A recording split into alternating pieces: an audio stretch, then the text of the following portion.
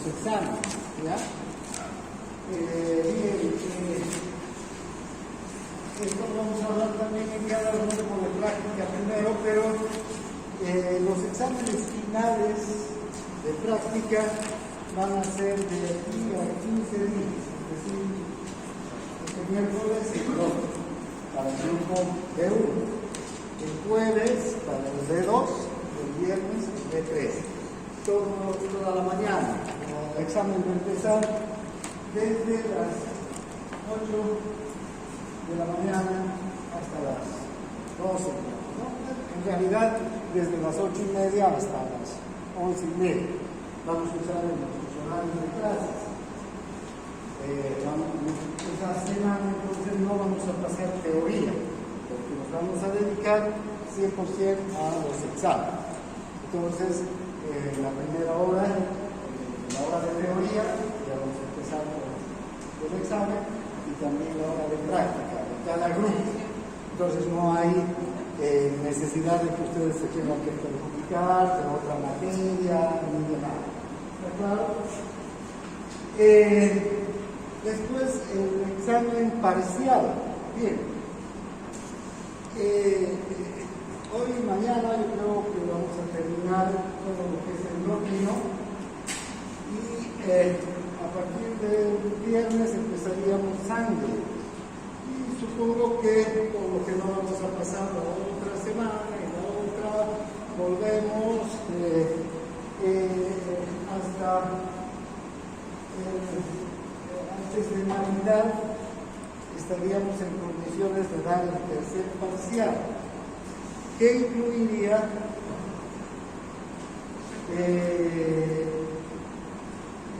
respiratorio, digestivo, endocrino y sangre. Bien, ahora yo quiero hacerles una propuesta, no sé si les interesa, pero podemos dar el examen la próxima semana, ¿sí? Digamos el viernes de la próxima semana, solo el respiratorio, digestivo y endocrino, que no incluye sangre. Igual seguimos avanzando sangre después y eso no ingresa ya en ese examen, ingresa en el final. Si no, igual continuamos con el avance y el tercer parcial serían las cuatro unidades. Eso depende de ustedes. Yo por facilitarles un poco, porque es menos avance, ¿no? Esto tendrían 10 días prácticamente para el examen del tercer parcial. Si no, igual. No sé qué decide, qué quieres que pienses. ¿Cuándo sería el tercer parcial terminando el temario de sangre? El tercer parcial terminando sería antes del receso, o antes de la Navidad. Antes de Navidad, 23, 22. ¿Qué fecha fíjense? Viernes 23. Viernes 23, entonces ese viernes puede ser ya para volver a dar el final, que sería el primer viernes de enero. Es decir, el primer viernes de enero, el examen final. ¿Cuándo es el primer viernes de enero? 6 de enero. Entonces, podría ser el 29, ¿no, doctor? ¿Qué? El 29 de diciembre. ¿Qué cosa? El tercer parcial. No, tendría que ser antes de Antes de enero. Sí. Antes de enero.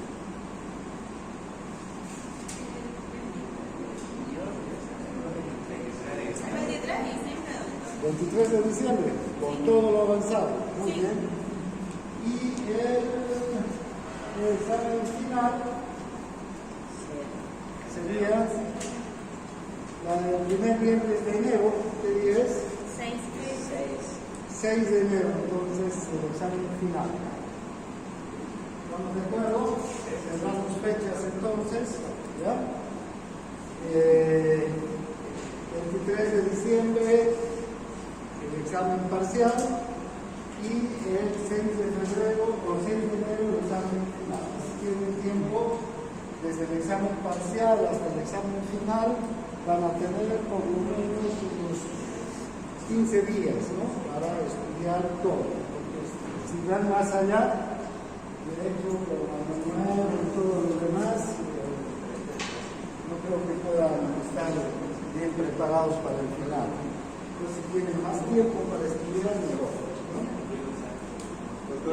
primer práctico sería el 14 de diciembre. Eso es miércoles. Sí.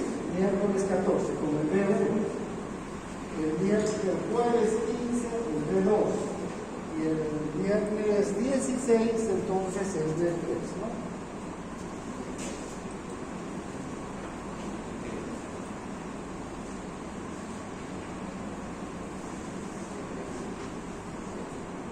¿Sí? Muy bien. Entonces, siendo así, continuamos con la base.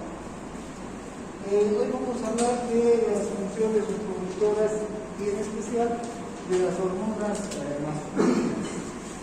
Las hormonas masculinas, como ustedes saben, son las que determinan las características funcionales, somáticas de los varones, de los hombres, y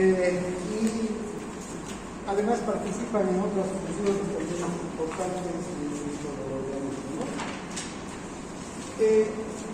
¿Cuáles son las funciones principales de estas hormonas? Van a participar en las funciones reproductoras del ser humano y en la función reproductora del varón, del hombre. Entonces, en la función reproductora masculina, ¿no? Ahora, ¿cuáles son estas? Adelante. ¿Cuáles son las funciones reproductoras masculinas? Para empezar está la espermatogenia. Esta espermatogenia, como su nombre indica, se refiere a la formación de los espermatozoides, ¿no? Los espermatozoides son las células germinales masculinas, y estos espermatozoides tienen todo un proceso de formación, de capacitación, para poder cumplir con su función reproductora. Entonces, la espermatogenia, la formación de espermatozoides, es una de las funciones reproductoras claves en el ser humano y en el hombre en particular. Luego está la realización del acto sexual masculino. Para que haya reproducción tiene que haber la unión del espermatozoide ya formado con el óvulo ya formado, ¿no? Esta unión se hace durante el acto sexual, se conoce como el acto sexual, la cópula también. Finalmente está la regulación hormonal de las funciones reproductoras masculinas. Ya hemos visto que, por ejemplo, las hormonas gonadotropas se forman en la hipófisis, ¿no? Sin embargo, para que se formen las hormonas gonadotropas en la hipófisis tiene que haber una regulación desde el hipotálamo con la hormona liberadora de la hormona. Y el hipotálamo, a su vez, recibe una serie de estímulos, ¿no? Para liberar la hormona liberadora de gonadotropinas. Entonces, aquí intervienen numerosas hormonas que van y también el sistema nervioso, que van a participar para regular la función reproductora tanto masculina como femenina. Hoy día nos vamos a ocupar de la función reproductora masculina. Además vamos a hablar de las hormonas que se producen en los órganos sexuales. La testosterona, hoy día vamos a hablar específicamente de la testosterona y mañana ya hablaremos de los estrógenos y de la progesterona. Bien, si hacemos un rápido repaso de la anatomía fisiológica de los órganos sexuales masculinos, veremos que es el testículo el principal órgano, porque en el testículo es donde se van a formar los espermatozoides. Aquí el testículo está formado por los túbulos seminíferos, llegan a ser muy numerosos, hasta 900 túbulos seminíferos por cada testículo, tienen una longitud de 0,5 en realidad eso está mal, ¿no? Son milímetros de longitud, no metros, porque sería en ella se forman los espermatozoides. en los túbulos seminíferos. Estos túbulos seminíferos, ¿no?, van a vaciar su contenido, es decir, los espermatozoides, hacia el equilibrio. El equilibrio son otra red de vasos, digamos de túbulos, más que de vasos, de túbulos, al que se vacía el contenido de los túbulos seminíferos. Estos a través de los conductos diferentes. Luego, a partir del equilibrio se forma un largo conducto, el conducto deferente. El conducto deferente entonces transporta los espermatozoides y líquido que se forma en los testículos y lo va a transportar. Si ustedes ven aquí en este otro dibujo, aquí está el testículo, el epidídimo, el conducto deferente, y el conducto deferente incluso va a llegar hasta las inmediaciones de la próstata, y ahí hay otra estructura, las vesículas seminales. Estas vesículas seminales producen un líquido, el líquido seminal, que se une al conducto deferente, que el contenido del conducto deferente más el líquido seminal van a ingresar a la función prostática del conducto deferente, y aquí la próstata, que es esta glándula grande, produce otro líquido, el líquido prostático, que también se vierte hacia este conducto. Finalmente, el conducto deferente va a terminar en la uretra masculina, ¿no? Y la uretra masculina ya va a ser la encargada de conducir todos estos compuestos, los espermatozoides, con el líquido que se forma en los testículos, el líquido seminal que se forma en las vesículas seminales, y el líquido prostático que se forma en la próstata. Todo este conjunto de líquidos y de células va a ser parte del líquido seminal, ya, el líquido que se va a eyacular, que se va a emitir durante la eyaculación al finalizar el acto sexual masculino, ¿no? Bien, entonces, eso que acabamos de decir, tal vez lo único que en la próstata tenemos, más que nada en la uretra, también al salir de la próstata, en la uretra, tiene una cantidad de glándulas mucosas, las glándulas de Cowper, que también producen un líquido que más que nada sirve para lubricar la próstata, para facilitar la eyaculación, ¿no? Bien, hablaremos ahora de la espermatogénesis.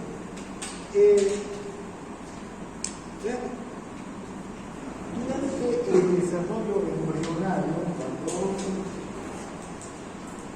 el embrión que va a ser varón, que va a ser hombre, este embrión se empieza ya a desarrollarse,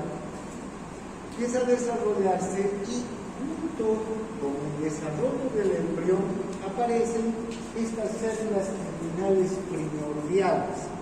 Estas células germinales primordiales, que van a ser células germinales primordiales de un varón, van a emigrar hacia el testículo, hacia la zona del testículo en formación, ¿no? Ahí, estas células, ya en el testículo en formación, se van a convertir en células germinales inmaduras, que se llaman espermatogonias. Estas células inmaduras quedan en el testículo, incluso ya formado desde el feto y del niño que nace, y del niño que empieza a desarrollarse, y así quedan en estado de latencia, en un estado de inmadurez, hasta llegar a la pubertad, ¿no? Durante la pubertad recién van a empezar a activarse nuevamente y para concluir con un ciclo de maduración y terminar formándose espermatozoides, ¿no? Estas células inmaduras entonces van a llegar a ser testículo hacia unas células especializadas que son las células de Leydig, ¿no? Bien, y las células de Sertoli. Fíjense que aquí tenemos el proceso de espermatogenia. Aquí tenemos la célula primordial, ¿no? Que va a emigrar hacia el testículo y se va a convertir en una espermatogonia. Esta espermatogonia permanece ahí y luego inicia una división mitótica, ¿no? Y va a terminar formando espermátides. Estas espermátides que se van a producir ya van a iniciar la segunda división, la segunda fase, la división meiótica. Esta división meiótica ya va a empezar a diferenciar a las células, incluso vamos a tener células que van a tener un cromosoma X o un cromosoma Y. Esta división meiótica tiene dos fases. La primera división meiótica que va a tener unas espermátides primarias y unas secundarias, y luego estas últimas van a madurar y van a dar lugar a la formación ya de un espermatozoide. ¿Sí? Entonces, a grandes rasgos, algo que ustedes han visto en biología, ¿no? Los espermatozoides, hay que tomar en cuenta que, como les decía hace un momento, ya tienen un cromosoma que los va a caracterizar. Va a ser un espermatozoide con un cromosoma X que va a, en caso de fecundar un óvulo, va a dar lugar al desarrollo de una mujer, o si es un cromosoma Y y fecundo un óvulo, va a dar lugar al desarrollo de un hombre, ¿no? Entonces, cada espermatozoide, en esta última fase ya, cada uno va a tener un cromosoma X y el otro un cromosoma Y para la fecundación posterior.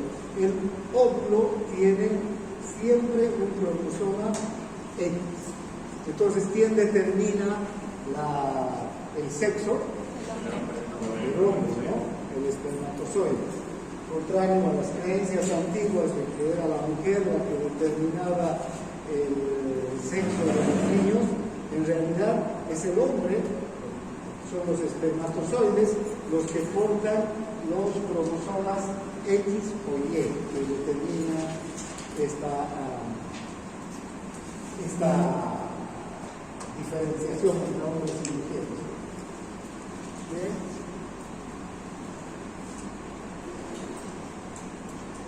Bien, ahora ven las características de un espermatozoide. Las características de esta célula le permiten realmente ser una célula que puede actuar fuera de nuestro cuerpo, fuera del cuerpo humano, ¿no? El varón, como ven. Tiene una cabeza importante y una cola. Esta cola es un flagelo. Esta cola le va a permitir movilidad, ¿no? La cabeza de esta célula contiene el núcleo, ¿no? Además, este núcleo es un núcleo muy importante porque está condensado, tiene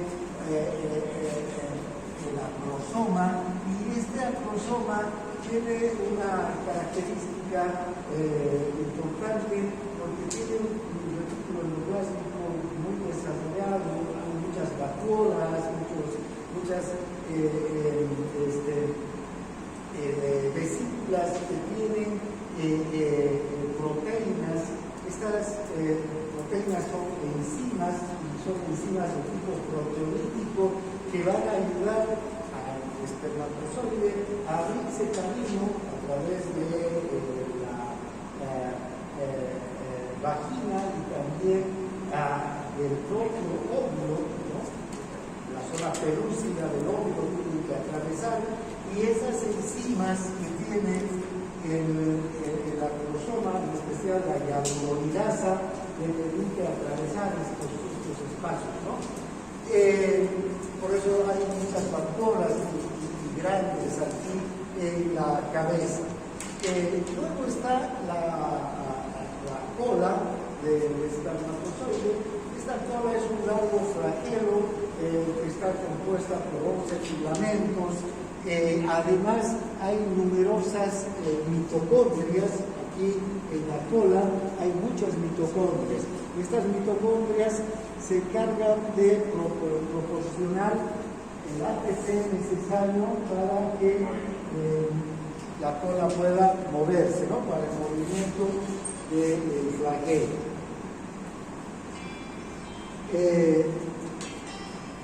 Vean la velocidad con la que puede moverse el espermatozoide es de 4 milímetros por minuto, ¿no? 4 milímetros por minuto puede avanzar. Es una velocidad importante, por eso es que puede alcanzar el óvulo en pocas horas un espermatozoide. De hecho, la vida de un espermatozoide en las vesículas seminíferas,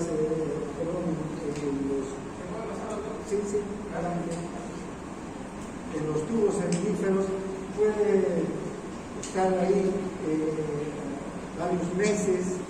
Sin embargo, fuera, después de la eyaculación, un espermatozoide puede sobrevivir máximo 48 horas, y siempre y cuando haya las condiciones necesarias de un ambiente relativamente alcalino, un ambiente con una temperatura estable, porque si varía en estas situaciones, la acidez, por ejemplo, mata a un espermatozoide.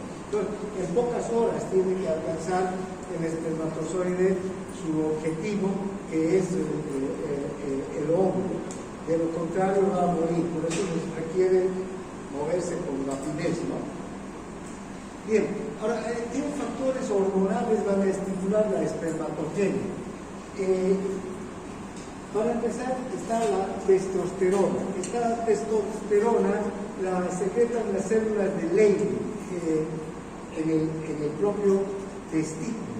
Entonces, la gonadotropina tiene que llegar hasta las células de Leydig, estimular a las células de Leydig para que pueda producir testosterona.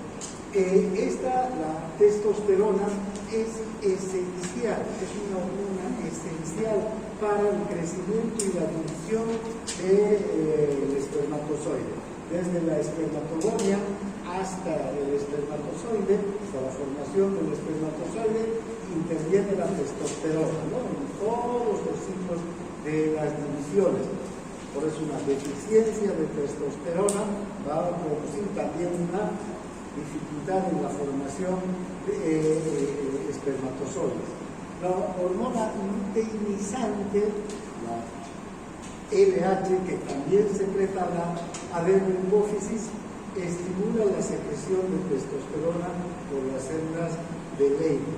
La hormona folículo estimulante va a secretar, que es secretada por la adenomhipófisis, y estimula las células de Sertoli, produciendo la conversión del espermátide en espermatozoide. También se cree que pequeñas cantidades de estrógenos que producimos los varones pueden ayudar a formar la testosterona a partir de las células de Sertoli. Y finalmente, la hormona del crecimiento también va va a ser necesaria para controlar las funciones metabólicas de los testículos y en especial para propiciar la división, favorecer la división de las espermatozoides. Entonces, como ustedes pueden ver, aquí hay la participación de numerosas hormonas, las hormonas sexuales, la hormona reproductiva, la hormona folículo estimulante, la luteinizante, la testosterona, los estrógenos y la hormona del crecimiento. Ahora, ¿cómo es la maduración y el almacenamiento de los espermatozoides en el epididio? Una vez que los espermatozoides ya alcanzan su madurez y son formados en el testículo, recorren los conductos eferentes y llegan hasta el epididio. El epididio es una red de túbulos, ¿no?, donde los espermatozoides van a arribar, pero mientras ocurre todo este desplazamiento del espermatozoide, el propio espermatozoide es incapaz de moverse, porque todavía no tiene la capacidad de utilizar su flagelo. Incluso el espermatozoide recién se va a tornar móvil después de la eyaculación.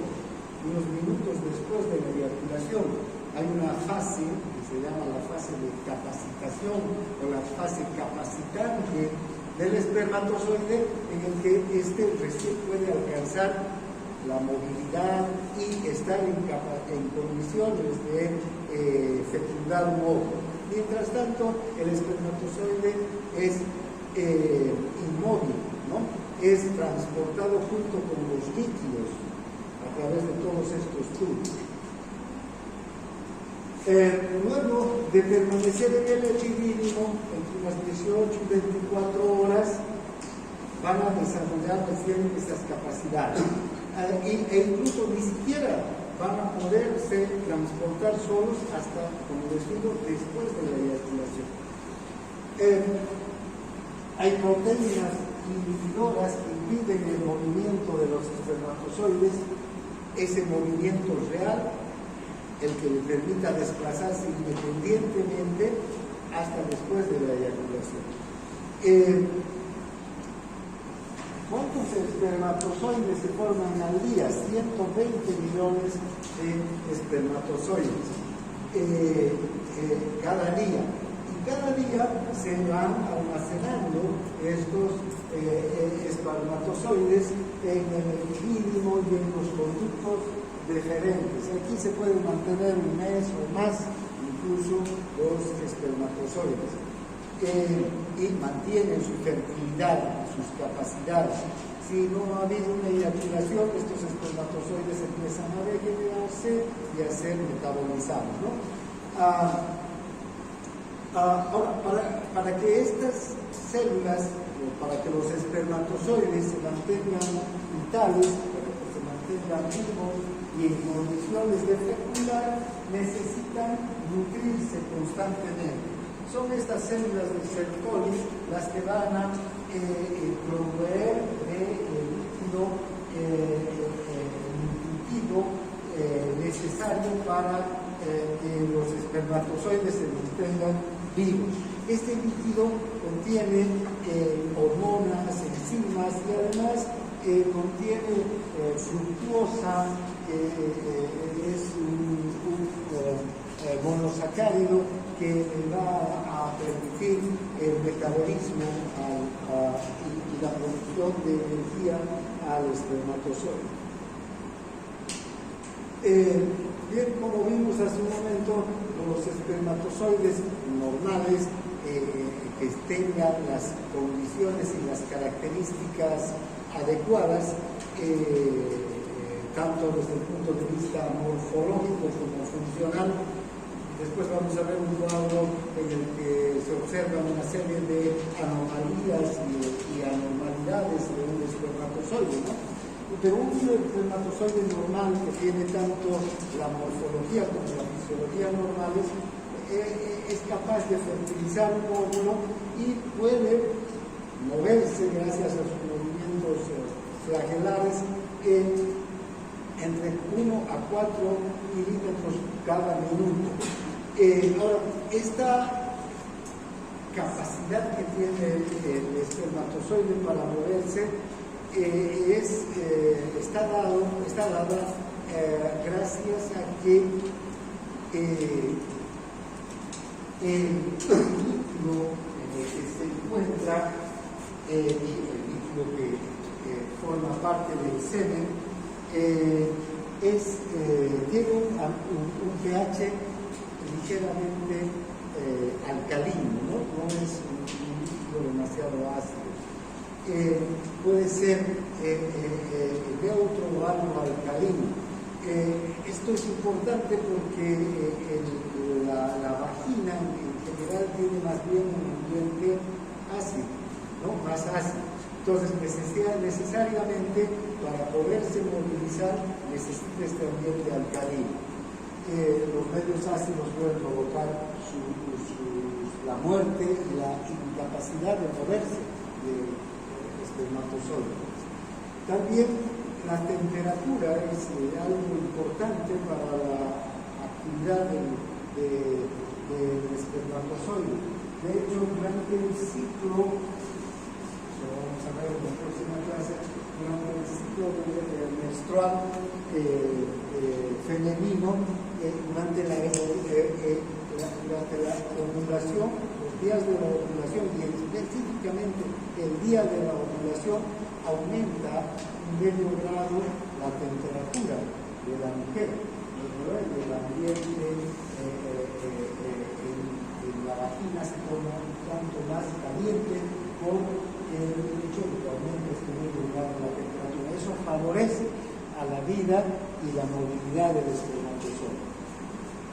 Hay un método incluso de control, de planificación familiar, ¿no? De control de la natalidad, de la temperatura basal.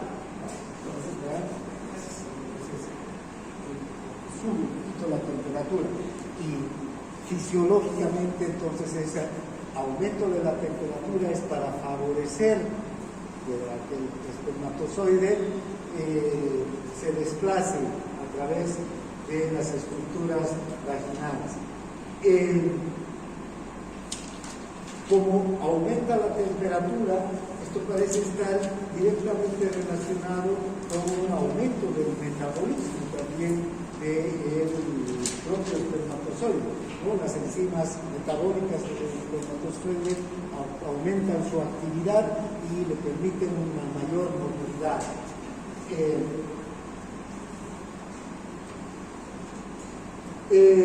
Como ven, hablamos hace un momento en los conductos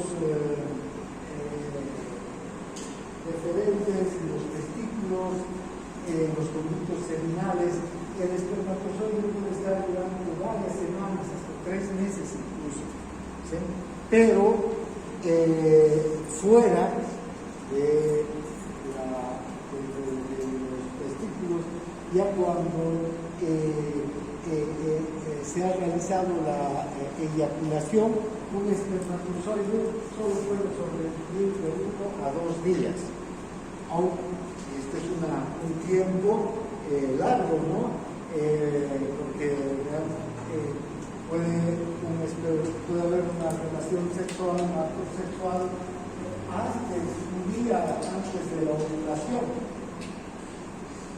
Y todavía un espermatozoide o un grupo de espermatozoides puede estar vivo y fecundar, ¿no? O hasta 2 días después de la ovulación, si hay las condiciones adecuadas, si hay el medio alcalino, si todavía se mantienen las condiciones adecuadas en la vagina o en las trompas del falopio, vean donde está, hasta donde han llegado los espermatozoides. Incluso 2 días después de la ovulación todavía hay posibilidades de que un espermatozoide fecundos. Bien, ¿cuáles son las funciones de las vesículas seminales? Estas vesículas seminales, como hemos visto en el gráfico, son pues túbulos largos, enrollados, ¿no? Y tienen un epitelio secretor. Este epitelio secretor está compuesto por glándulas mucosas, por eso es un epitelio secretor. ¿Y qué secreta este epitelio? Secreta un material mucoide, una mucosa. Además, esa mucosa tiene fructosa, ácido cítrico y otras sustancias nutritivas. Esas sustancias son las que aprovecha el espermatozoide para su metabolismo. En realidad, no sé si recuerdan cuando hablábamos de los medios de transporte de la glucosa, hay un GLUT que transporta solamente glucosa, ¿no? Y está en los espermatozoides. Y es un transportador de fructosa, así como es el transportador de glucosa, el transportador de fructosa. También produce prostaglandinas y fibrinógeno. Durante la eyaculación, estas vesículas vacían su contenido hacia el conducto eyaculador, ¿no? Todo el contenido de las vesículas seminales van a ser vaciados hacia el conducto eyaculador y desde aquí al conducto deferente, donde libera los espermatozoides, y todos estos productos, los espermatozoides, el líquido seminal, van a aumentar el volumen, el líquido seminal, y todas estas van a ser eyaculadas en el momento del acto sexual, ¿no? Y van a ayudar estas sustancias, en especial, a la sobrevivencia del espermatozoide, ¿no? La fructosa, el ácido cítrico, las prostaglandinas van a actuar sobre el moco cervical. Estas prostaglandinas van a hacer que el moco cervical se vuelva mucho menos denso de lo que es, porque si ustedes recordarán también, el moco cervical aumenta de densidad, y de hecho hay un mecanismo, o también un método de planificación del moco cervical, ¿no? Pues, si no se rompe el moco cervical, quiere decir que está en los días de ovulación la mujer. Entonces aumenta la densidad del moco cervical, pero estas prostaglandinas ayudan a disminuir la tensión del moco cervical y se convierte en una sustancia más receptiva para que los espermatozoides puedan desplazarse. Pero además, las prostaglandinas parecen tener una acción importante sobre la musculatura lisa de las trompas de falopio. Es decir, que no es solamente el movimiento del espermatozoide el que le va a permitir desplazarse, sino que esta musculatura lisa de las trompas de falopio se contrae a manera de movimientos peristálticos y ayuda a que el espermatozoide avance hacia el óvulo, ¿no?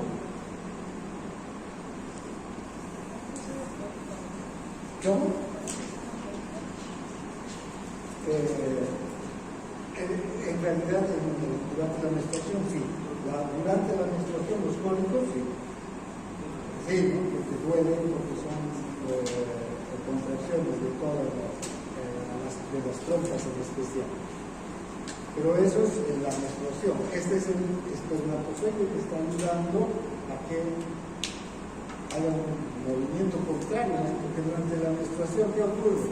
Las trompas de falopio están enviando toda el producto final, digamos, todo el endometrio que ya ha sido desechado hacia la vagina para que estas se cálculo lineal al exterior, ¿no? Entonces está en un sentido esos movimientos. Estos movimientos son en otro sentido, más bien llevando hacia las pompas del falopio a los espermatozoides. ¿Sí? Bien. Ahora, la próstata tiene también una función importante. Sí.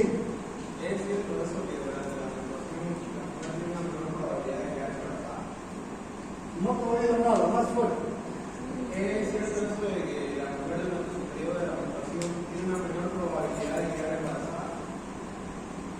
Es que durante la menstruación no puede quedar embarazada. Es imposible. Fíjate, no sé si recuerdan. Mañana vamos a hablar de esto. Pero solo. Si este es el ciclo, ¿no es verdad? Por decir, aquí está la ovulación, aquí se produce la ovulación. 14 días después, ¿qué se produce? La menstruación. ¿Cuándo se produce la menstruación? Cuando el óvulo ya está muerto. Cuando ya el endometrio que se había preparado para la fecundación durante este periodo ya se ha liberado, ya se está eliminando ese endometrio. ¿Ya? Entonces aquí se produce el sangrado menstrual. Entonces ya, si aquí tiene una relación sexual una mujer, es imposible que quede embarazada. ¿Cuándo va a tener posibilidades de embarazarse una mujer? Alrededor de la ovulación. Si esta es una ovulación y esta es la próxima, ¿no es verdad? Los días después, 1, 2, hasta 3 días después de la ovulación, puede quedar embarazada. Y lo mismo, 1, 2, 3 días antes de la ovulación. Por eso que los métodos del ritmo que dicen que una mujer no tenga relaciones 3 días antes, 4 y 3 días después, ¿no es verdad? Del día de la ovulación. Entonces, es un problema. Ahora, pocas mujeres tienen una ovulación así muy puntual, ¿no? Que sea el mismo día, cada 28, cada 30, no sé. Entonces, es muy complicado. Las mujeres que tienen esos ciclos tan puntuales pueden perfectamente hacer este método, pero las que no tienen, las que tienen ciclos relativamente irregulares, corren el riesgo de quedar embarazadas, ¿no? Si quieren utilizar este método. ¿Cuándo es entonces seguro que una mujer no va a quedar embarazada? Durante la menstruación, precisamente, ¿no? Porque no hay, está eliminando todo de la anterior ovulación. Bien, entonces ahora hablaremos de la función de la próstata. Vean, la próstata es una glándula propia de los varones. Las mujeres no tienen próstata. Esta glándula, el conducto deferente va a atravesar la próstata, tiene una porción prostática. Ya, y antes de atravesar la próstata, los espermatozoides que provienen de los testículos y del epidídimo se van a unir con el líquido seminal de las vesículas seminales. Entonces, espermatozoides y líquido seminal, vamos atrás un poquito.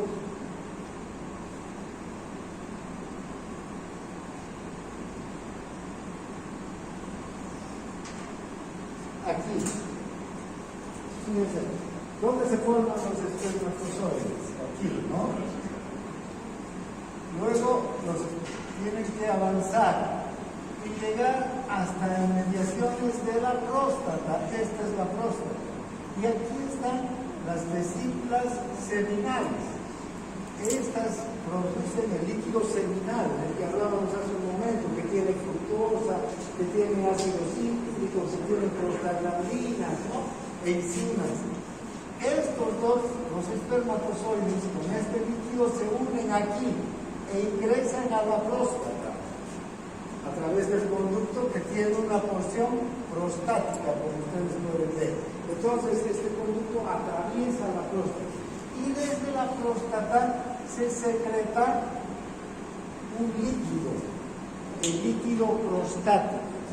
Este líquido contribuye a aumentar aún más todavía el volumen del semen que va a ser eyaculado. Este líquido es alcalino, ¿sí? Ligeramente alcalino, para que ayude a la supervivencia del espermatozoide, porque vean, la vagina tiene este pH. Entonces, si un espermatozoide cae solo así, solo el espermatozoide en el ambiente de la vagina muere en el acto, no pueden activarse sus enzimas, ese ambiente ácido lo inmoviliza. Entonces necesita un espermatozoide, ¿no?, para poderse mover, tener un líquido, un ambiente que tenga un pH alcalino. Entonces, tanto el líquido seminal como el líquido prostático aportan con esa alcalinidad, ¿no? ¿Qué tiene este líquido? ¿Qué contiene? Contiene citrato, calcio, fosfato y unas enzimas de coagulación, ifrofibrinolisina. Estas enzimas de coagulación son claves para coagular, ¿qué cosa? Al líquido, al semen, ¿sí? Una vez que se produce la eyaculación y, por decir, el semen o los espermatozoides está ya en la vagina, estas enzimas coagulan este líquido. ¿Para qué? Para que los espermatozoides queden atrapados, digamos, en ese líquido. Pero no es una coagulación que dura para siempre, porque si no los espermatozoides no podrían movilizarse. Mientras están aquí, esto dura unos minutos. La acción de estas enzimas de coagulación dura solo unos minutos. Y durante ese tiempo es el tiempo en el que el espermatozoide se capacita y adquiere movilidad. Esa movilidad que no tiene todavía, que es mínima en el interior de los conductos y en el interior del testículo, de los conductos deferentes. Aquí esa movilidad ya va a ser intensa. Entonces, todos los sistemas metabólicos del espermatozoide empiezan a activarse.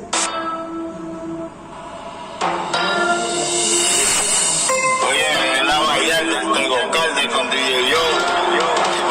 Ya los espermatozoides están capacitados, listos para desplazarse. Incluso la cabeza, el acrosoma del espermatozoide, que está rodeado en principio de mucho colesterol, va separándose, liberándose del colesterol. ¿Para qué? Para permitirle mayor movilidad y para que las enzimas que a su vez están en la cabeza del espermatozoide puedan ser fácilmente liberadas una vez que están ya camino al óvulo. Porque estas enzimas, las que están en el acrosoma, por una parte ayudan a que el espermatozoide se mueva por el moco cervical, y por último esas enzimas le van a ayudar a atravesar la zona pelúcida del óvulo. Entonces vean, toda esta capacitación que necesita el espermatozoide se da gracias a estas enzimas de coagulación que coagulan el esperma por unos minutos después del acto sexual. Entonces estos espermatozoides recién van a adquirir una movilidad después de que ocurra todo este proceso de capacitación. Bien. ¿Qué es el semen entonces? Ya hemos visto, ¿no? El semen va a estar compuesto por los espermatozoides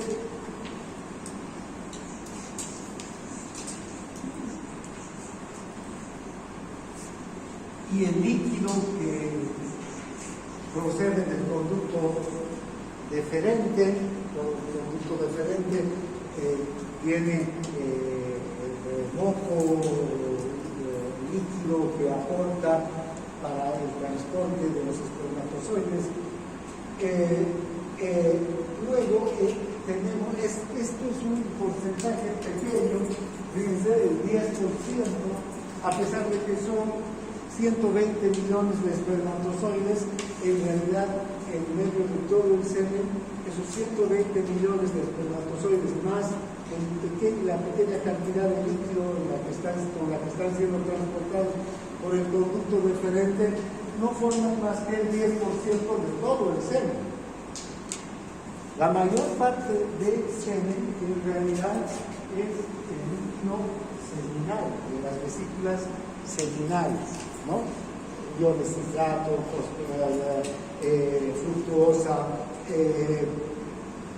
prostaglandinas, enzimas, eso es lo que más hay.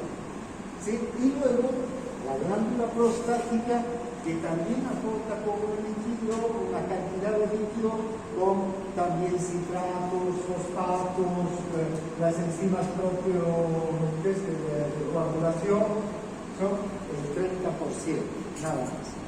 ¿Sí? La mayor parte entonces procede de las vesículas seminales, ese líquido que va en realidad mantener esto en los nutrientes del espermatozoide. Y también hay una pequeña cantidad de líquido procedente de glándulas mucosas. En especial, estas glándulas mucosas están a lo largo de la uretra. Durante la eyaculación, para que la salida del líquido seminal sea fácil, no del líquido seminal, ya del semen en total, ¿no?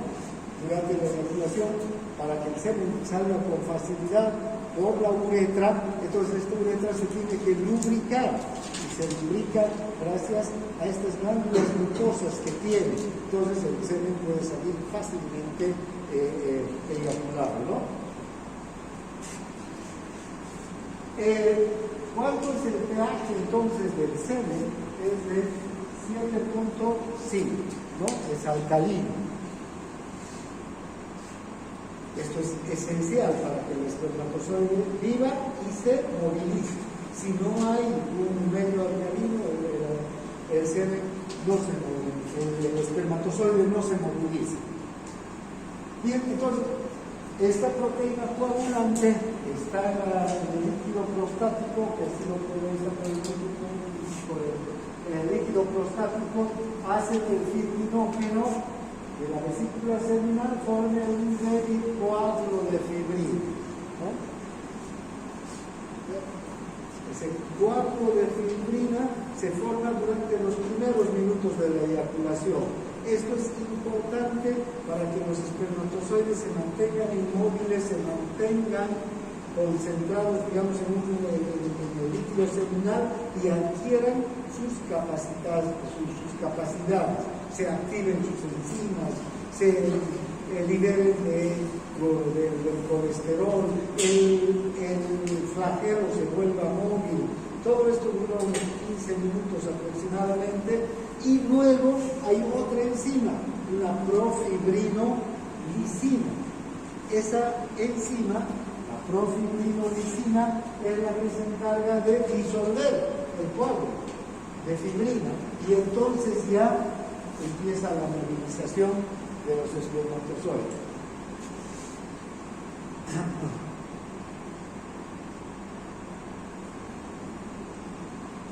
La disolución de este coágulo entonces está a cargo de la profibrinolicisina, ¿ya?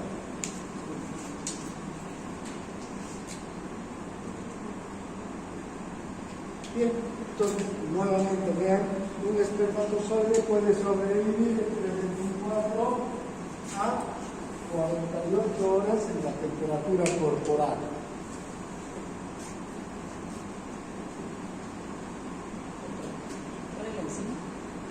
nitrofibrinolizina. Va a provocar la lisis del cuadro de fibrina, ¿no? Bien, ahora, fíjense, a temperatura de menos 100 grados, los espermatozoides pueden sobrevivir años, muchos años. Por eso es que hay bancos de esperma, ¿no? Hay personas que guardan su esperma en bancos y a esa temperatura. Entonces, no se produce la muerte del espermatozoide. Entonces, hay esta capacitación, ¿no? Inmediatamente entonces, después de la expulsión de los espermatozoides junto con el semen, estos son incapaces de fecundar el óvulo. ¿Por qué? Porque no tienen todavía las capacidades necesarias. Esta capacitación es importante. Suele tardar hasta que se activen todos sus procesos metabólicos.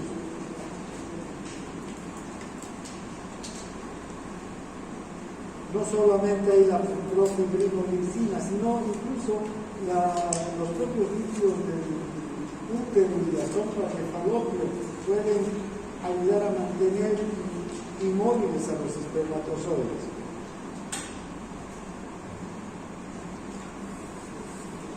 Dentro de los túbulos seminíferos están expuestos a vesículas de colesterol. Este colesterol, que también es eliminado o activado junto con los espermatozoides, luego tiene que ir disipándose porque está junto a la membrana celular, del acrosoma. Entonces eso impide también al espermatozoide liberar las enzimas que requiere para atravesar el moco cervical y en especial la zona pelúcida, ¿no? Estas membranas, además la membrana del espermatozoide tiene que adelgazarse durante esta capacitación para que se vuelva móvil. ¿Qué sucede?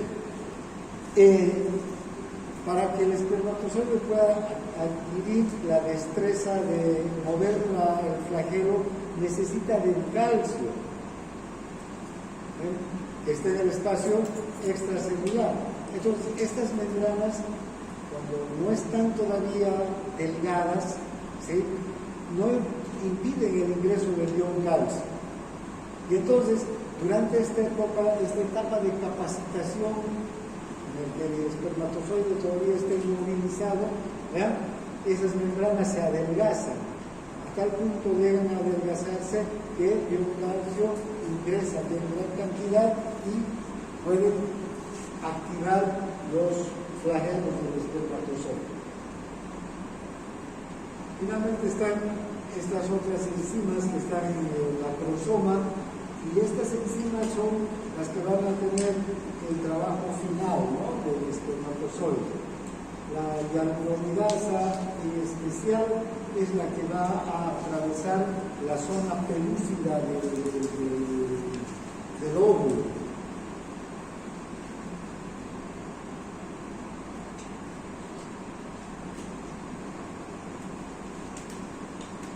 Tienen que disolver todas las capas del óvulo para poder llegar hasta él y atravesarlo y poder fecundar, ¿no?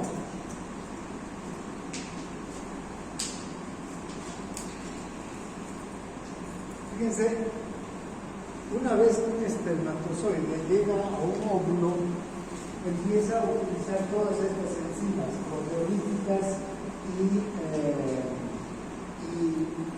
hialuronidasas para atravesar las diferentes capas del óvulo. Pero desde el momento en el que se encuentran hasta que el espermatozoide ingresa al interior y se convierte en una sola célula, que es el mecanismo, ¿verdad? Que de dos células se convierte en una sola y desde ahí empieza la proliferación. Entonces, este tiempo es corto, 30 minutos, ¿no? Desde que un espermatozoide encuentra un óvulo y lo fecunda. 30 minutos. Ahora, una cosa interesante que no se sabe bien todavía es que por qué un solo espermatozoide es capaz de fecundar un óvulo, ¿no? Una vez que llega el espermatozoide, pueden llegar cientos de miles y ya no pueden penetrar la zona pelúcida del óvulo. Se piensa que es esta enzima también, la hialuronidasa, la que se encarga de crear una especie de una zona de rechazo, digamos, al resto de los espermatozoides, ¿no? Puede ser tipo mecanismos de cargas eléctricas que hacen que ya estas células que llegan ya sean rechazadas. ¿Qué pasa cuando gemelos y todo eso? Estas son características, sí, pero fíjense, cuando hay gemelos univitelinos, ¿no? Cuando son mellizos, son dos óvulos. Hay en algunos casos que un solo óvulo da lugar a gemelos idénticos, ¿no? Esas ya características de esos óvulos. Pero no son muy comunes, esos son regulares.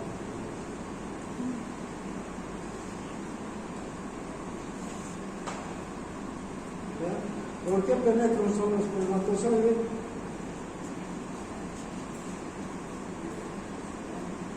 Solamente uno solo llega a liberar, a penetrar, ¿no?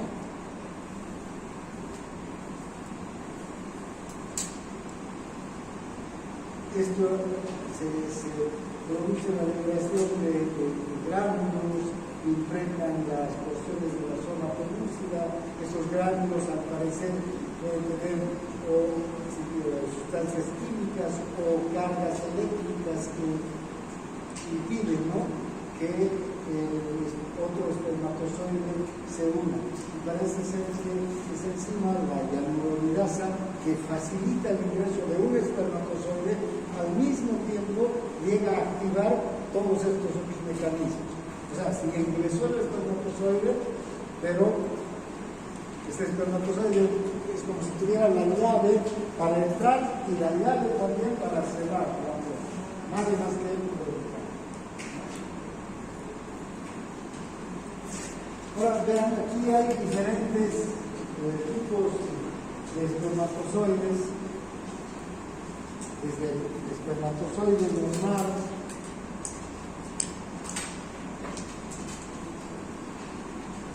hasta anomalías, ¿ya? Este es el espermatozoide normal, ¿ya? Tiene la cabeza, una cola larga, un flagelo que le permite una amplia movilidad. Este tiene dos cabezas, ¿no? Este, dos colas. Este otro tiene una cabeza muy pequeña, una cola normal, tiene una cabeza muy pequeña. Y en la cabeza que está, el núcleo está en la prosoma, que es el que orienta y el que realmente tiene toda la capacidad de atravesar todas las zonas, el trayecto que tiene que recorrer el espermatozoide. La cola finalmente es la que da el movimiento, pero la cabeza es la que se orienta, ¿no? Luego fíjense este otro con una cola doblada, imposible de movilizarse, ¿no? Este otro con una cola, un flagelo demasiado corto, no le permite movilidad, ¿no? Este también con, bueno, lo que parece una cabeza pequeña, este tiene un flagelo doblado, grande en relación al normal, ¿no? Entonces hay muchas anormalidades de los espermatozoides. Ahora, generalmente todos estos tipos de espermatozoides pueden estar en un individuo normal, ¿no? Pero ¿qué va a prevalecer? La cantidad de espermatozoides normales. ¿Sí? Sin embargo, hay también personas que tienen mayor cantidad de espermatozoides, digamos, no funcionales, ¿no? Entonces tienen dificultades para conseguir. Justamente hace unos 3 o 4 días leí un artículo que en un estudio que se ha hecho es que ha disminuido hasta un 50% el número de espermatozoides de los humanos, de los hombres, en el último siglo. Ha disminuido el número, pero también la calidad del espermatozoide. Y esto un tanto explica la cantidad de parejas que no pueden tener hijos hoy en día. Hay muchas parejas que no pueden tener hijos, ¿no? Ha disminuido la cantidad y la calidad. No se sabe bien, pero los científicos que han hecho este estudio lo atribuyen a causas ambientales. Mucho tendría que ver los medicamentos, además.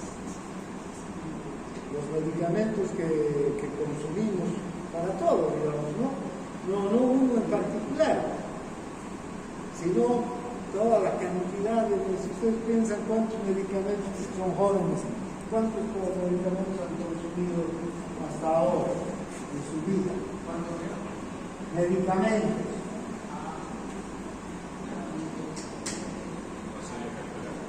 Difícil, vean cuántos, desde las vacunas, ¿no? Que nos ponen cuando somos niños, que aspirina, o que paracetamol, o que una infección, o que varias cosas. ¿Vean? Ya no hablamos de una persona adulta o anciana, porque ya no está en su etapa reproductiva. Estamos hablando de jóvenes como ustedes. Igual, muchos jóvenes ya han consumido muchos medicamentos por diferentes motivos, por diferentes enfermedades, antibióticos en especial, muchos antibióticos, ¿no? También se atribuye la alimentación, el medio ambiente, la contaminación del agua, del aire y de los alimentos, con químicos y cosas, que podría ser, no hay nada concluyente, pero todas estas causas podría ser que estén contribuyendo a que haya una disminución en la cantidad como en la calidad de los espermatozoides. Entonces, lo que les acabo de decir, que de 120 millones de espermatozoides, hoy en día probablemente estamos hablando de alrededor de 60 millones de espermatozoides, mucho menos de lo que tenía un adulto joven en edad reproductiva hace 100 años, ¿no? Hace 100 años. Bien, ahora entonces hay diferentes anormalidades de los espermatozoides. También hay algunos aspectos que ya no tienen que ver solo con la característica del espermatozoide, sino con el efecto de la temperatura sobre la espermatogénesis o la espermatogenia. ¿Qué es lo que ocurre? Si hay una temperatura muy alta, temperaturas muy altas corporales, ¿no? Temperaturas corporales muy altas impiden la espermatogenia, ¿sí? Y pueden afectar a a la calidad y a la cantidad de los espermatozoides. Y de hecho, vean, hay una enfermedad, una anomalía, que es la criptorquidia. ¿Qué será la criptorquidia? No hay descenso del espermatozoide al escroto, ¿no? Perdón, el testículo hacia el escroto. Fíjense, ¿para qué sirve el escroto? ¿Por qué hay estas bolsas escrotales? Esto sirve para que estén los testículos fuera casi del cuerpo. Es decir, no está dentro de las cavidades internas, porque podría estar bien. Fíjense, los testículos son órganos esenciales para la reproducción, y la reproducción es parte de la vida, ¿no? Si no hay reproducción, la especie no hubiéramos prosperado ninguna especie sin la reproducción. Pero como un órgano tan importante está fuera del cuerpo, tan poco protegido, diríamos, porque el resto de nuestros órganos están muy bien protegidos por nuestras estructuras óseas, musculares, pero el testículo no tiene esta protección. Eso es necesario para que haya una diferencia de temperatura de los órganos internos con el testículo, porque requiere de una temperatura menor de la del organismo para poder producirse la espermatogénesis. De lo contrario no se produce. Y en estos casos de la criptorquidia, cuando los testículos no descienden, están atrapados, digamos, dentro del organismo, entonces la temperatura es más alta y no hay espermatogénesis, ¿no? Por eso es que este es un problema.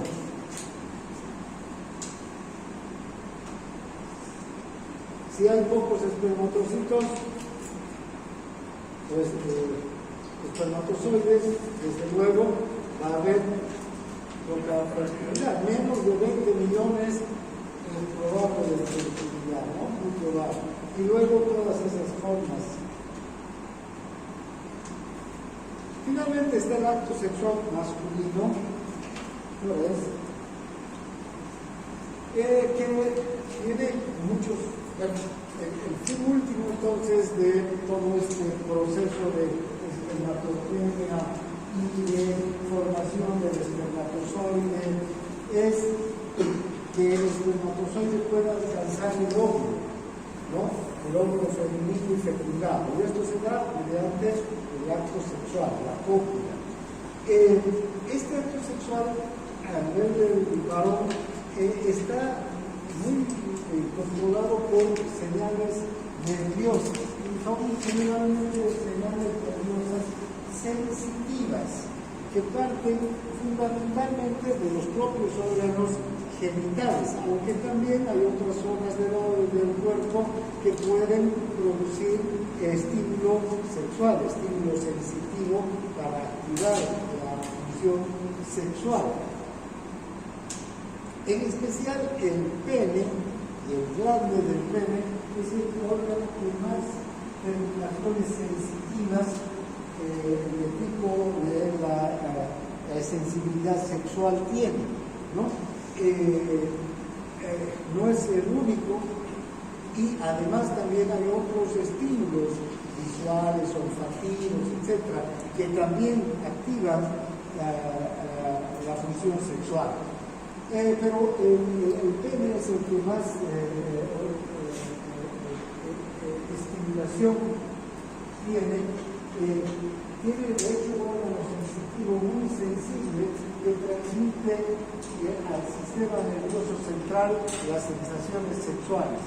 Y este estímulo, vean, se transmite por el nervio pudendo, luego por el lecho sacro, llega a la médula, y desde la médula también sube hasta el encéfalo. ¿Recuerdan?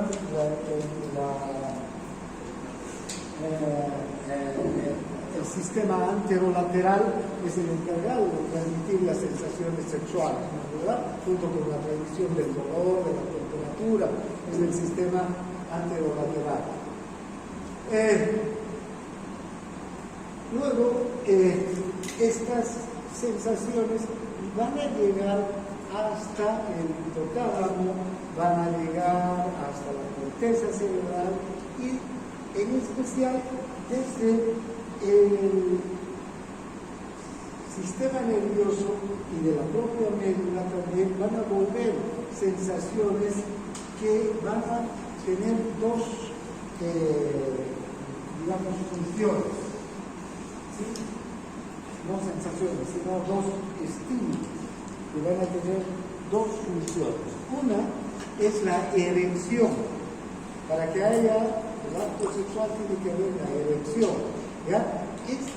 La erección se debe a impulsos parasimpáticos. El parasimpático va a hacer que se relajen, que se dilaten las arterias del pene. Va a liberar óxido nítrico, va a liberar acetilcolina, pero mucho óxido nítrico en particular. Y como usted sabe, el óxido nítrico es vasodilatador. Entonces los vasos del pene se dilatan y al dilatarse llega mayor cantidad de sangre. Esta sangre ingresa a los cuerpos cavernosos. Los cuerpos cavernosos son como esponjas, ¿no? Que ingresa la sangre y llena estos cuerpos cavernosos y produce la erección. Esa es la primera, digamos, el primer mecanismo, ¿no? La primera función. Luego va a venir, bueno, hay la lubricación, es importante, en especial a nivel de la próstata, para que cuando se produzca la eyaculación, el líquido, el semen, pueda salir fácilmente, y en la uretra también, estas glándulas uretrales de las que hablábamos hace un momento, faciliten la salida del semen. Y finalmente está la emisión y la eyaculación. Esta es, junto con la erección, otra función clave del acto sexual, la erección o la eyaculación. Es la fulminación prácticamente del acto sexual. Aquí va a intervenir el simpático. Los nervios de P12 a L2 son los que van a proveer estas actividades motoras. Esta ya es una actividad 100% motora también. Vean,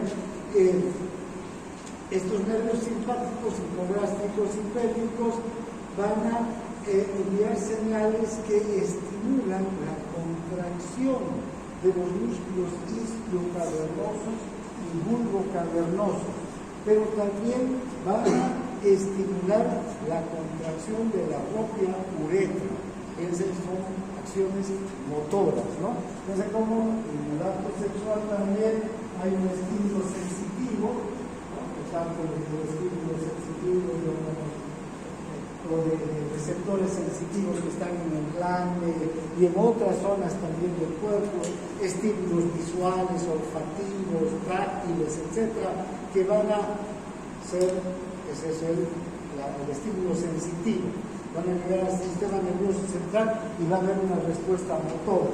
La primera, una respuesta motora vasodilatadora, parasimpática, para llenar los cuerpos cavernosos y producir la erección y la lubricación también de la uretra y de la próstata.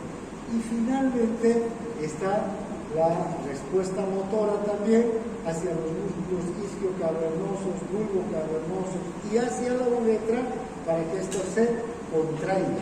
Y al contraerse con fuerza, se produce la expulsión del semen, es decir, la eyaculación.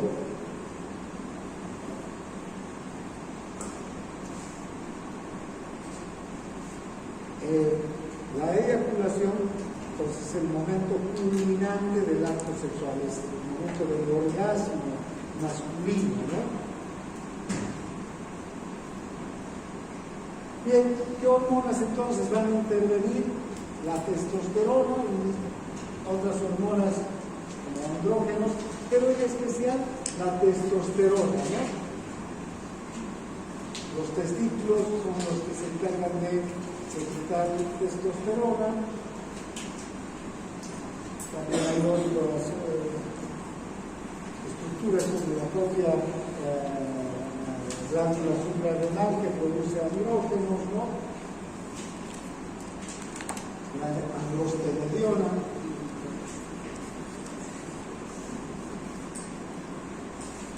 ¿Dónde se secreta la testosterona? En las células intersticiales de Leydig.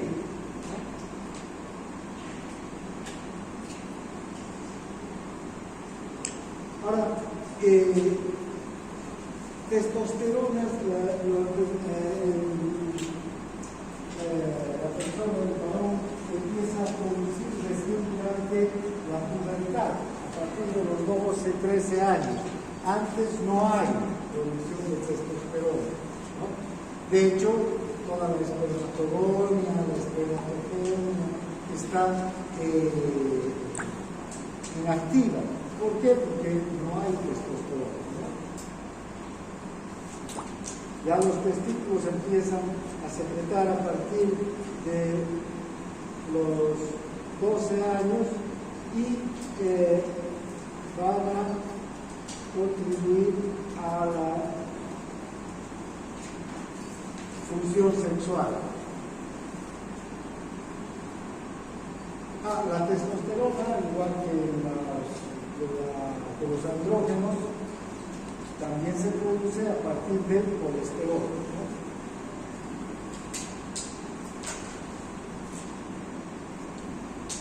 También entonces son esteroides, por eso lo llamamos hormonas sexuales esteroideas, ¿no? Porque se producen a partir del colesterol.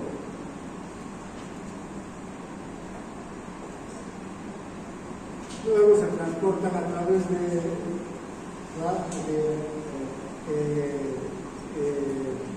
proteínas plasmáticas, albúminas, globulinas, ¿no? Circulan en la sangre por periodos de entre 30 minutos a horas, pasan a los tejidos y ahí se van a convertir en dihidrotestosterona. Y en los tejidos van a actuar, en el varón en especial, dándonos las características masculinas. Tiene mucha importancia la testosterona para lograr la característica masculina en los tejidos, ¿no? Lo que no se utiliza se convierte en androsterona y en dihidroepiandrosterona y luego se conjuga con ácido glucurónico, se glucuroniliza y se eliminan por la bilis y la orina. ¿Qué son las funciones de la testosterona? Entonces, las características distintivas del cuerpo masculino, ¿no? De los órganos sexuales, de la función sexual y también todas las características del óvulo.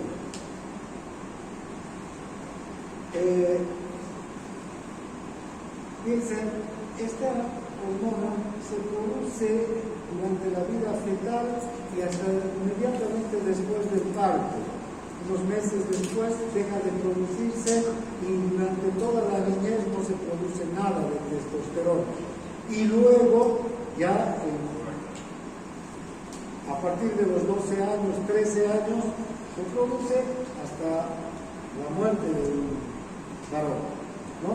Eso sí, va disminuyendo a partir de los 50 años.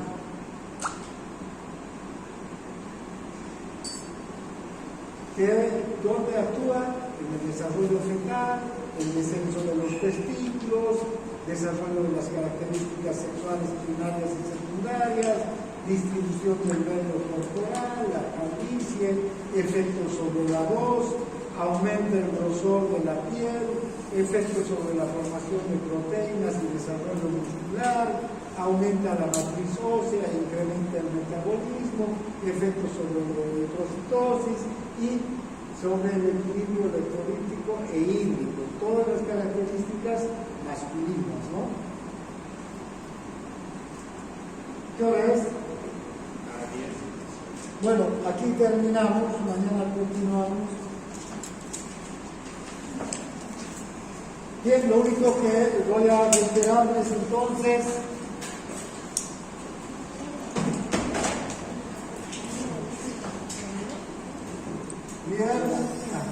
miércoles 14 de 1, jueves 15 de 2, viernes 16 de 3, final de práctica.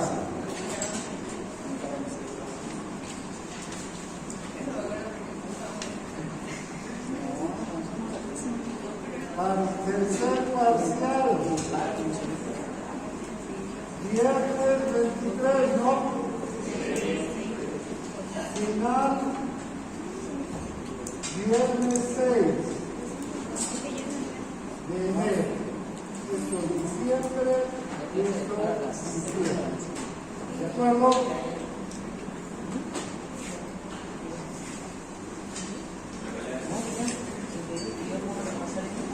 Sáquense una foto.